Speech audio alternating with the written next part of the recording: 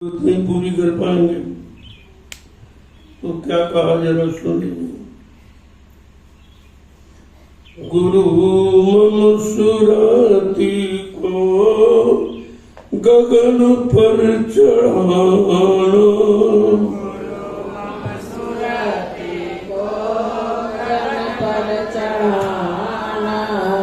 गुरु मम सुरति को गगन पर चढ़ाना, गुरु मंसूरती को गगन पर चढ़ाना, दया करके सात ध्वनि की धारा गहाना, दया करके सात ध्वन की धारा गहाना, गुरु मम सुरति को गगन पर चढ़ाना, गुरु मंसूरती को गगन पर चढ़ाना, दया करके सात ध्वनि की धारा गहाना, दया करके सात ध्वन की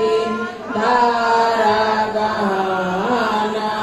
का जो ऊपर से इस पंचभौतिक शरीर में जो आवाज आ रही है, जो दया की धार आ रही है, अब उसको पकड़ा देना ताकि दया के सहारे जीवात्मा के में अपने घर पहुंचे। हे गुरु सदगुरु, अब हमारी सूरत को उसके मंडल पर पहुंचा दो।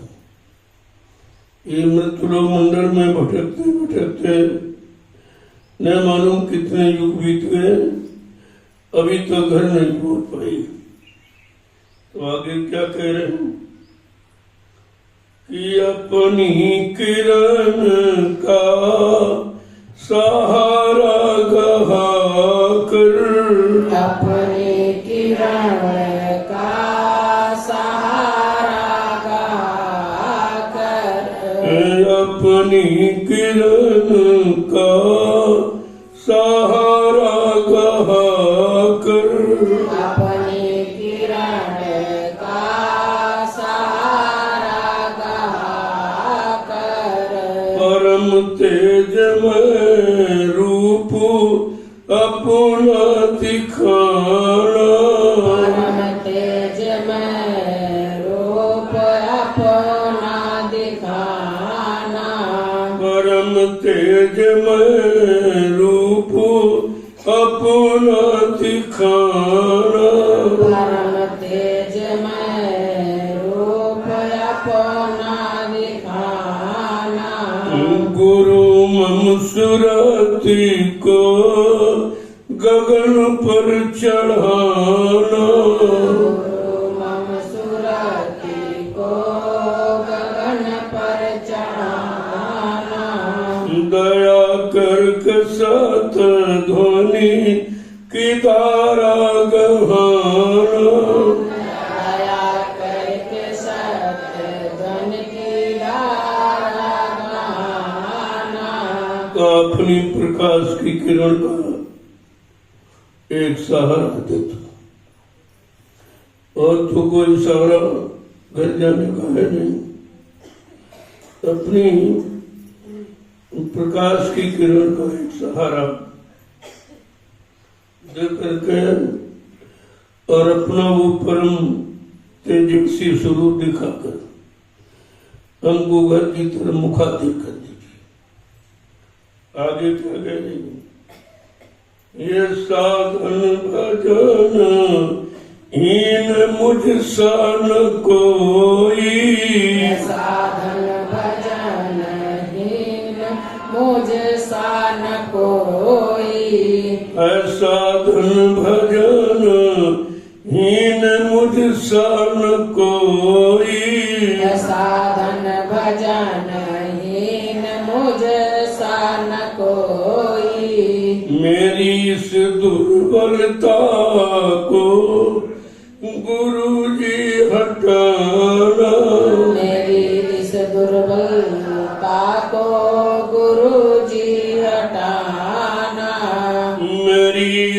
दुर्बलता को प्रभु जी हटाना, मेरी इस दुर्बलता को गुरु जी हटाना, गुरु मम सुरति को गगन पर चढ़ाना, गुरु मम सुरति को गगन पर चढ़ाना, दया करके सत ध्वनि की धारा गहाना, दया करके सत धन की धारा गहाना, नहीं विद्या नहीं बाहुल नहीं खर्चन के दाम, मुँह से पतित पंक्ति तुम बतरा।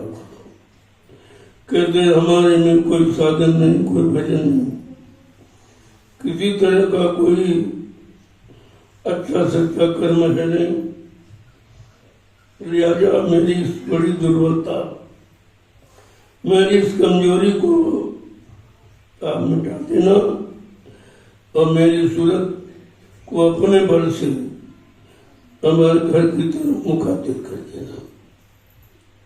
इस तरह से सूरत की आत्मा रो अपने सदगुरु से प्रार्थना करती और क्या कह रही है? ये पापों के संस्कार जन्मों के मेरे, ये पापों के संस्कार जन्मों के मेरे, ये पापों के संस्कार जन्मों के मेरे, ये पापों के संस्कार जन्मों के मेरे, है जो बेदया कर क्षमा कर मिटाना, जो है वो दया कर क्षमा कर मिटाना, है जो क्षमा कर दया कर हटाना, जो है वो दया कर क्षमा कर हटाना, गुरु मम सुरत को गगन पर चढ़ाना, गुरु मम सुरति को गगन पर चढ़ाना, दया करके सत ध्वनि की धारा गहाना, दया करके सत धन की धारा गहाना, आज इतने जन्म मिले, जिन जिन शरीरों में जन्म हुआ, पापों के सिवा कुछ किया भी नहीं था, क्योंकि वो दुनिया ही भोग की थी और भोगों से बढ़कर और कौन सा पाप का निरंतर वही करता रहा और एक जन्म नहीं करते जितने जन्म दिए सब में पाप ही कमाया है, कोई शुभ कर्म तो किया नहीं, क्योंकि वो दुनिया शुभ कर्म करने की नहीं थी, उनमें केवल एक ही 6 कर्म थे, खाना पीना सोना, मलमूत्र त्याग करना और औलाद बच्चे पैदा करना, इसके अलावा कोई काम किया ही नहीं था। और ये जब मौका मिला है इस पंच भौतिक शरीर का, तो उसमें भी वही काम करने लगे। तो क्या कह रही है? अब वो दया करके क्षमा भी कर देना और हमको अपने घर पहुंचा देना। आगे क्या कह रही?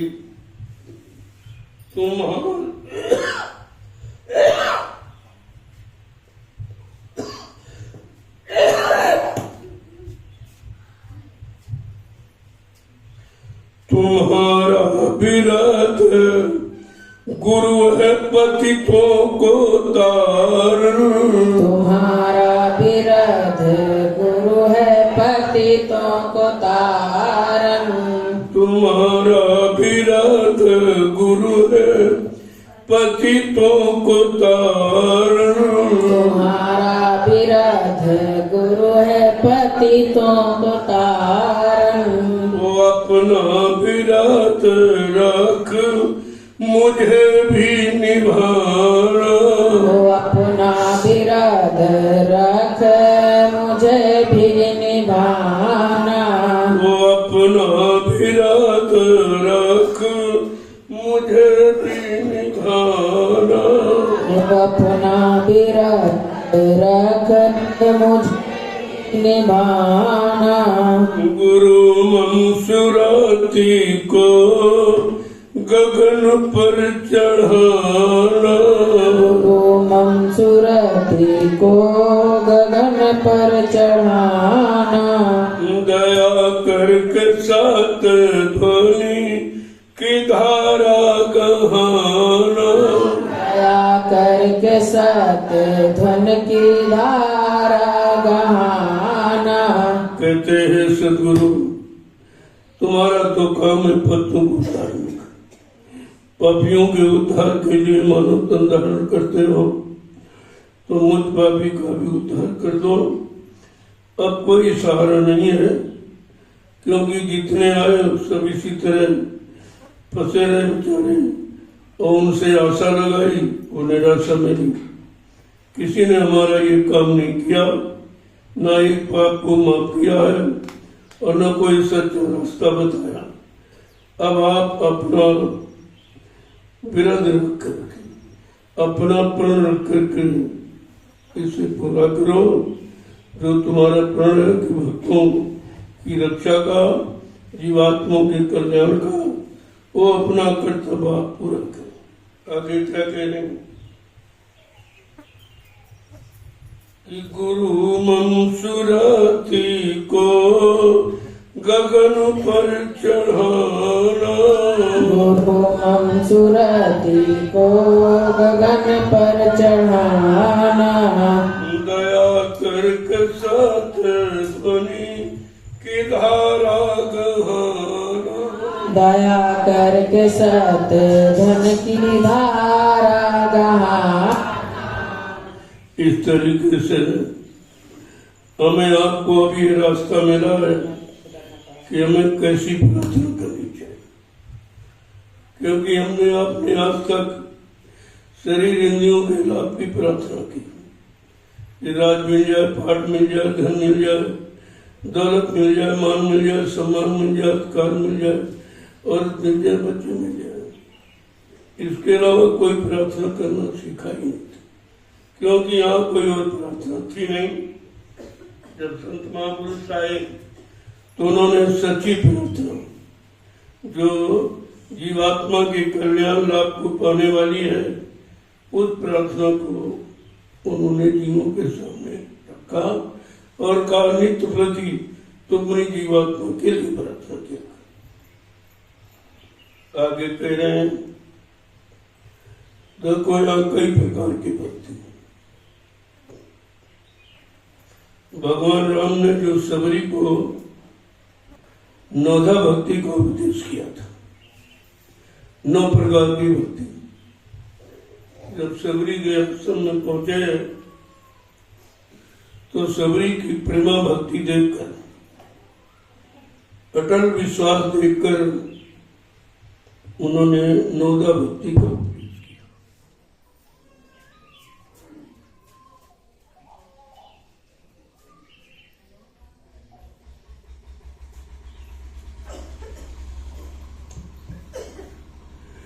उन्होंने नौधा भक्ति का उपदेश किया कि मैं तुम्हारी प्रेमा भक्ति से अति प्रसन्न हूं, मैं तुम्हें 9 प्रकार की भक्ति का उपदेश करता हूं।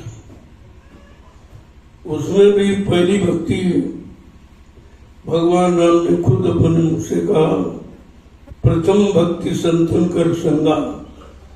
जबकि उस समय संत नहीं थे, लेकिन उन्हें मालूम था कि आगे कलयुग आएगा, संतों का आगमन होगा, वो सच्ची भक्ति का जीवों को उपदेश करेंगे।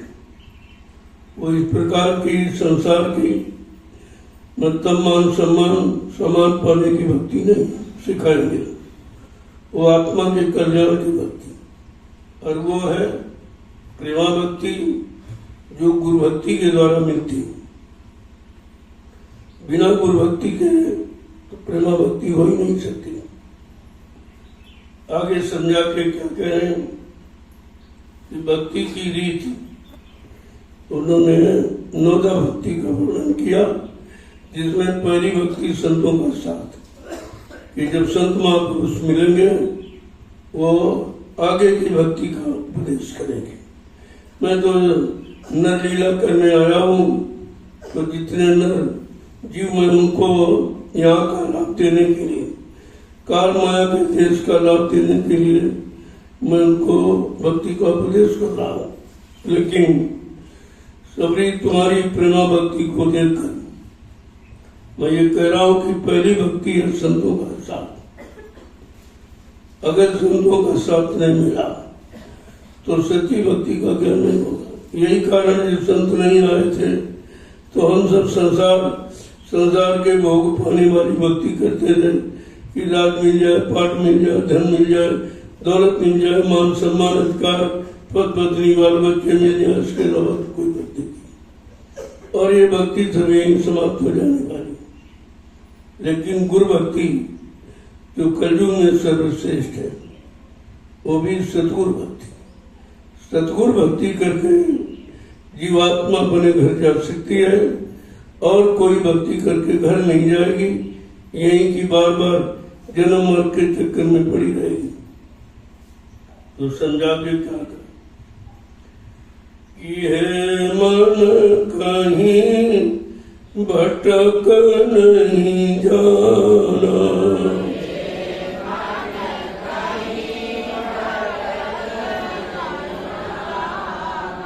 ये मन कहीं भटक नहीं जाना,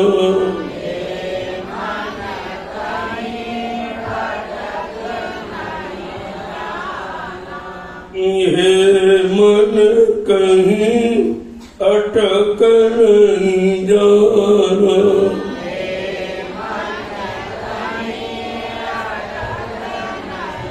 प्रभु आप समझा के कह रहे हैं, अरे मन तू बहुत भटका और बहुत भोगों में अटका है, तो अटक भटक और खटक को मिटा।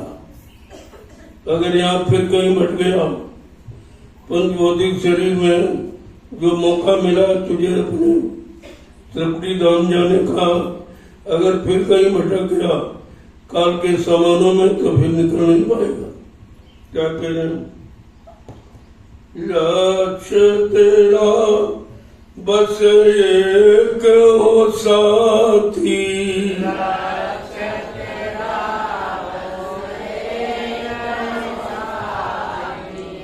लक्ष्य तेरा बस एक हो साथी,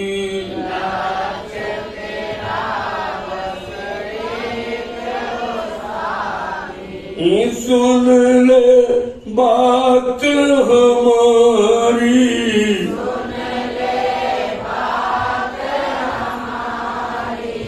सुन ले बात हमारी,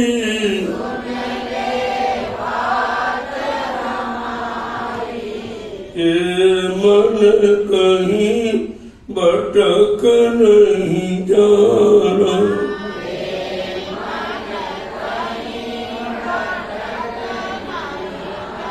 आप तेरा एक ही निशाना हो, का ये मेरी बात सुन ले, तुझको एक ही निशाना बनाना अपने घर में, यहाँ रहने का या फंसने का, इन माया के भूल भुलैया के सामान को देख कर कहीं भटक मत जाना। ये सामान भी तेरे साथ नहीं जाए और तू भटक गया तो ये मानव जीवन का जो मौका है भी हाथ से निकल जाए।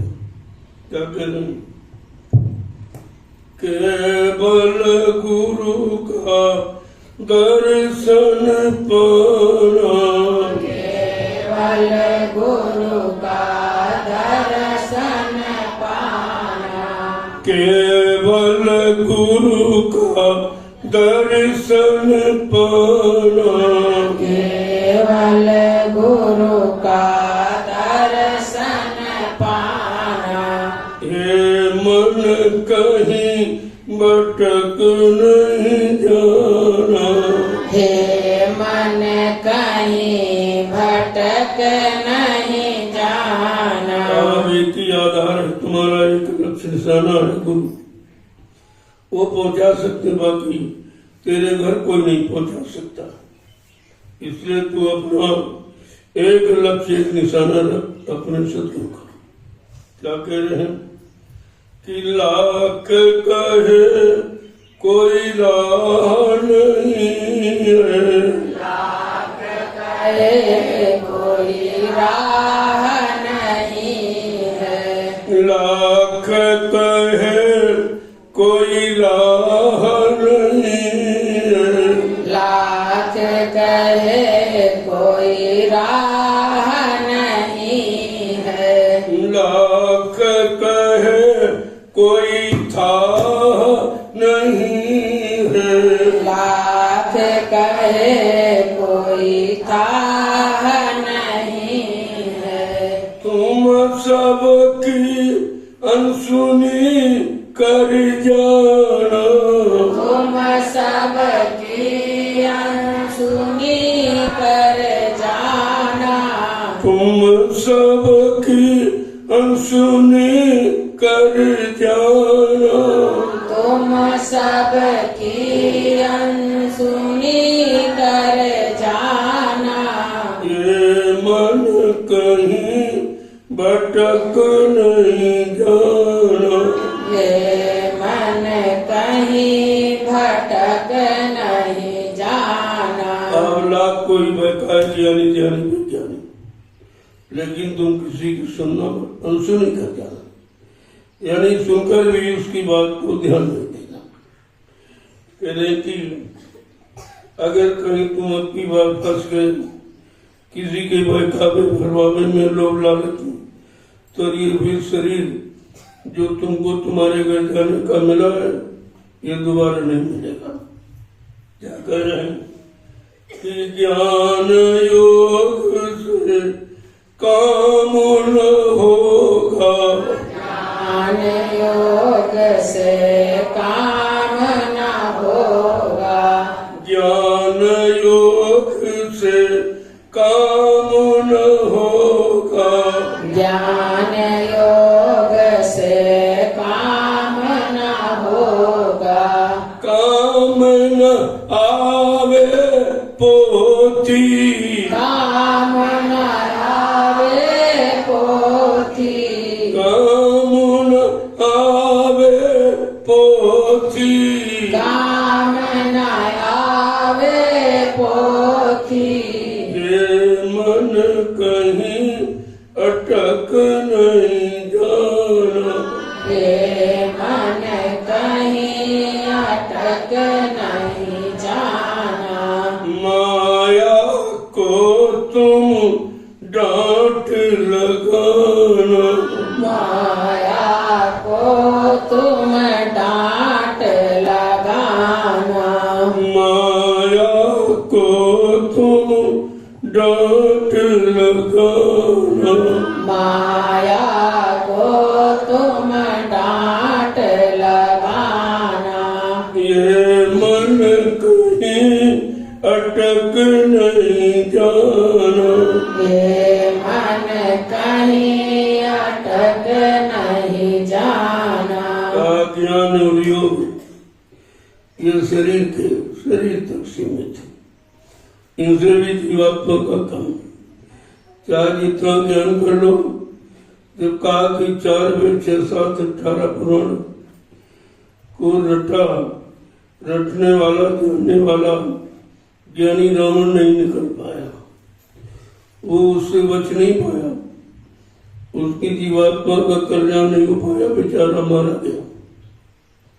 तो तुम ज्ञान और योग के चक्कर में और ये ओथी पोथी पत्रा ये जितना कागज में लेख है ये सब काल की करने का लेख, काल के यहाँ रहने का लेख है, काल के यहाँ रहने का ज्ञान है, ये आत्मज्ञान नहीं है। इसलिए आत्मा का कल्याण इस काले अक्षरों को पढ़कर नहीं हो सकता। आगे क्या है की दृष्टि कहीं अटके नहीं तेरी, दृष्टि कहीं नहीं अटकी, दृष्टि कहीं अटके नहीं तेरी, दृष्टि कहीं अटके ओ बस एक निशाना, ओ बस एक निशाना, ओ बस एक निशाना, ओ बस एक निशाना, हे मन कहीं भटक नहीं जाना, हे मन कहीं भटक नहीं जाना, अपनी दृष्टि को कहीं नहीं टिकाना। आज तक जहां जहां तुमने टिकाया है सबने तुमको फंसाया है, निकलने का रास्ता किसी ने नहीं बताया। इसलिए कह रहे हैं अब अपनी दृष्टि को केवल एक ही निशाने पर रखना कि हमको बन कर जाना। अब हमको माया को डांट दिखानी कि नहीं नहीं अब तेरे चक्कर में नहीं लूंगा, तूने बहुत भटकाया, बहुत भरमाया और यहीं पर फंसाया, मैं तेरे कारण निकल नहीं पाया। आगे क्या करें?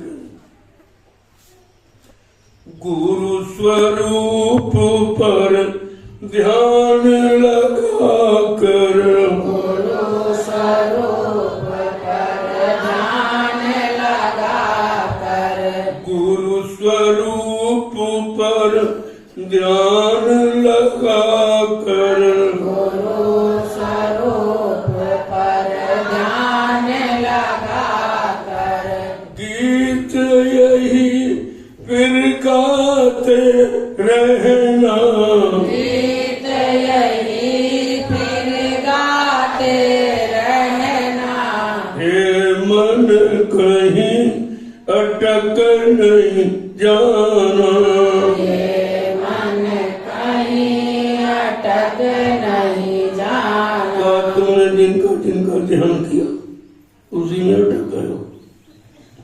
यह समझ कर यही सच्चा ध्यान है। लेकिन ध्यान मूलम गुरु मूर्तिम, पूजा मूलम गुरु पदम, मंत्र मूलम गुरु वाक्यम, मोक्ष मूलम गुरु कृपा।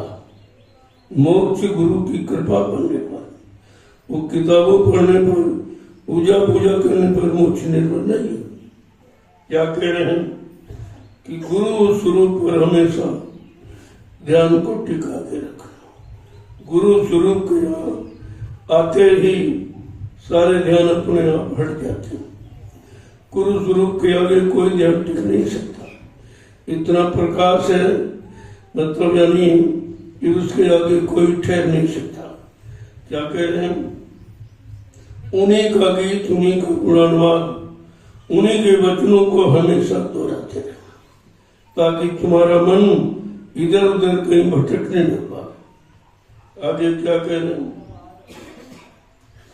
कि मैं हूँ गुरु का, गुरु है मेरा, मैं हूँ गुरु का और गुरु है मेरा, मैं हूँ गुरु का, गुरु है मेरा, मैं हूँ गुरु का गुरु है मेरा, बीच न आवे कोई, बीच न आवे कोई, हे मन कहीं भटक नहीं जाना, ये मन कहीं भटक नहीं जाना, हे मन कहीं अटक नहीं जाना।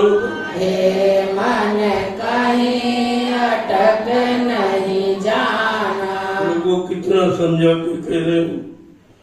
कहते हैं तुम ये समझो कि मैं गुरु का हूँ, गुरु ही मेरा है और तुम्हारा यहाँ कोई नहीं है जो तुम्हारा साथ दे या भवसागर से पार करे या तुम्हारी जीवात्मा का कल्याण करे। इसलिए गुरु तुम्हारा, तुम गुरु को। अगर ये धारणा सच्ची मन में आ जाए तो फिर मन की भटक और खटक खत्म हो जाती। आगे क्या करें?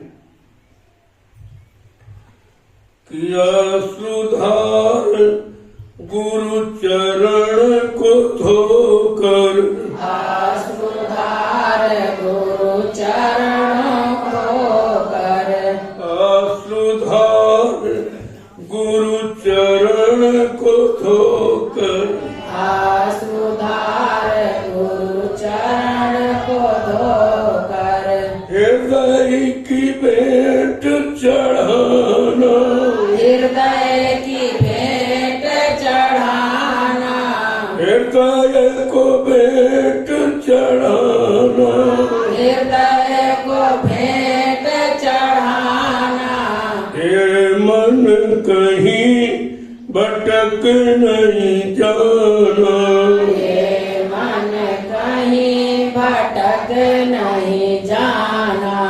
आंसू गिराना तो गुरु के चरणों, उनसे चरणों को डाला। उससे क्या होगा कि तुम्हारा मन, तुम्हारा विश्वास गुरु में पक्का हो जाए और अपने हृदय को गुरु की भेंट चढ़ा दे कि अब इस हृदय में किसी का वास नहीं होगा, इस हृदय में किसी को ठहराऊंगा नहीं, बिठाऊंगा नहीं, कला भी गुरु के हवाले कर दिया। आगे क्या कह रहे हैं?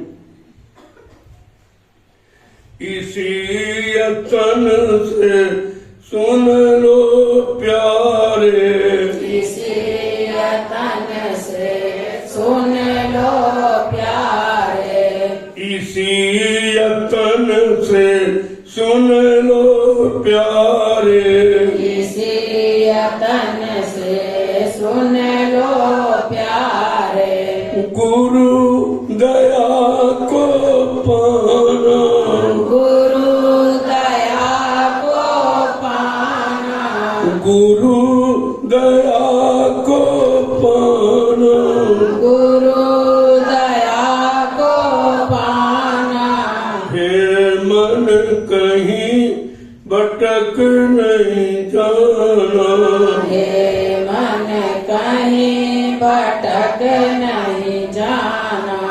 समझा कह रहे हैं मन, अब कोई यत्न तेरे लिए नहीं है तेरे घर जाने का या जीवात्मा को घर पहुंचने का, केवल गुरु की दया मिल जाए तो एक काम तुम्हारे सहज पे हो जाए। फिर गुरु दया के आगे न कुछ करना है न कुछ पाना है। आगे क्या कह रहे हैं? पा जाओ जब गुरु दर्शन तुम, आ जाओ जब गुरु दर्शन तुम, पा जाओ जब गुरु दर्शन तुम, आ जाओ जब गुरु दर्शन तुम, मुझको भूल न जाना, मुझको भूल न जाना, मुझको भूल न जाना, मुझको भूल न जाना, हे मन कहीं भटक नहीं जाना, हे मन कहीं भटक नहीं जाना। आज गुरु का दर्शन मिल जाए, अब किसी का दर्शन करने की जरूरत है। जिनका जिनका दर्शन किया सबने फंसा दिया और आप खुद ही फंस गए। आज जब गुरु का दर्शन मिल जाए तो सबको बोला जाना कि इनके सिवा हमारी रक्षा, हमारी मदद कोई नहीं करेगा। आगे क्या करें? मैं हूँ तेरी जन्म की साथी, मैं हूँ तेरी जन्म की साथी, मैं हूँ तेरी जन्म की साथी, मैं हूँ तेरी जन्म की साथी, मुझको संग लगा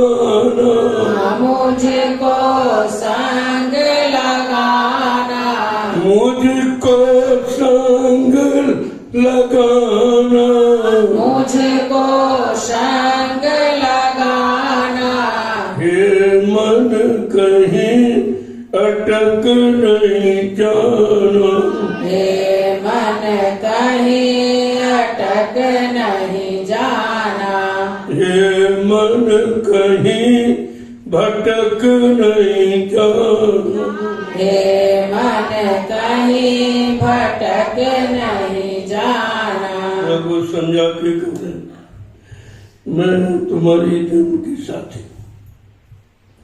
अब वो कह रही कि हाँ मैं जान गया कि मैं तुम्हारी जन्म की साथी थी, लेकिन बिछड़ गई, समझ नहीं पाई, और मतलब अब मुझको संग में लेके चला।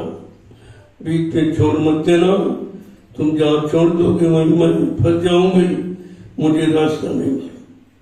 अब अपने संग लेके चलना। मैं तो नहीं जा सकती, मेरे में क्षमता नहीं है, मैं घर का रास्ता भी भूल चुकी हूँ, इतना लंबा समय ना मृत्युलोक मंडल में गुजर गया, लिहाजा अब हमारी मदद करो, हमको साथी बना लो, हमको अपने साथ लेकर चलो। कहते काम क्रोध लोभ को शील क्षमा संतोष तथा विवेक में प्रणीत करो, बदल दो, क्योंकि काम क्रोध लोभ मोह अहंकार को शील क्षमा संतोष विवेक के द्वारा ही बदला जा सकता, और इसको बदलने का कोई साधन नहीं है। ये संत महापुरुषों ने साधन निकाला कि काम का काट है शील और क्रोध का काट है क्षमा। इस तरीके से ये जो उन्होंने रास्ता निकाला है कि अगर इन पर विजय प्राप्त करना चाहते हो काम क्रोध लोभ मोह अहंकार पर, तो शील क्षमा संतोष विवेक को धारण करो, तुम्हें सच्ची शांति प्राप्त हो सकती। और ये जो कहते धन से राज से पाठ से तो किसी को शांति मिले नहीं, सब बेचारे शांति को ढूंढते रहे और जीवन खत्म हो गया। और शांति का कि संतों के पास खजाना है, ये शांति सगुन का खजाना तो संत महापुरुष के पास, और वो किसी युग में आए नहीं थे। इतने बड़े बड़े राजे महाराजे बादशाह धनी मानी जिनके पास अकल्पित धनराशि के खजाने थे, वो भी हीरा सोने चांदी मोहर सर्फिया, तो तुम्हारे पास तो कागज ही है, वो धातु भी नहीं है। जब उनको शांति उसमें नहीं मिली तो कागज की मुद्रा में तुम्हें कहां से शांति मिल जाएगी? ये तो क्षणिक है, रोज बदल जाती है, रोज मतलब यानी तुम्हारे हाथ से निकल जाती, और तुम्हारे हाथ में है तो कीमत भी चली जाती। अभी आपने नोटबंदी में देखा 1000 रुपए के नोट की ₹1 भी कीमत नहीं। उन्हीं लोगों का चलाया, उन्हीं लोगों का बनाया, और वही लोग कहते हैं ₹1 कीमत है।